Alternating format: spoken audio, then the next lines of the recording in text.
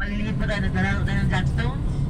So ito yung mga stones sa right side na bali nag-barrier ng mga falling object go down. So hindi siya nag-i-erode. Dapat tayo sa kabila. Hindi ko lang alam, Cons. Punta ka. Oo nga no.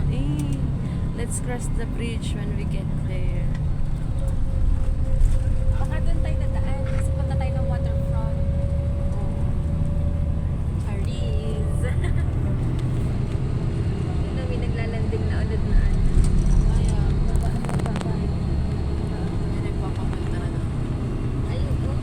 Naglalanding. Oo nga. Ganun din tayo kanina eh.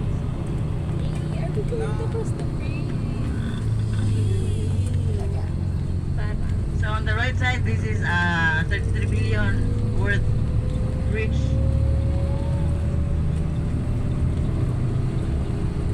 We are going to cross the bridge. The reason why the bridge is not straight kasi sa baba maraming mga mangrove. There is a law na hindi dapat aapakan yung mangrove sa baba. So that's why they have to stay away from the mangrove. So this is Mactan Channel. Hindi siya river, hindi siya spa, but this is a channel. Ano pati doon color green ang ano. Oo, ang tubig. Ang tubig. So this is the only bridge we have na meron siyang bike lane. Oo nga no. Oo nga. Wow. Cordova, Galiw. Ganda. Sarap sanang mag-live. Wala lang load. Oo. Hindi ako niloadan ni Alan.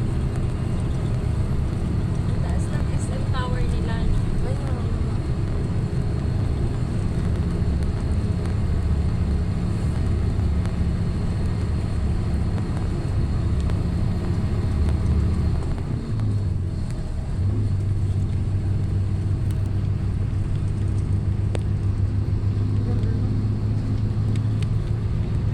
May nakasiki nila.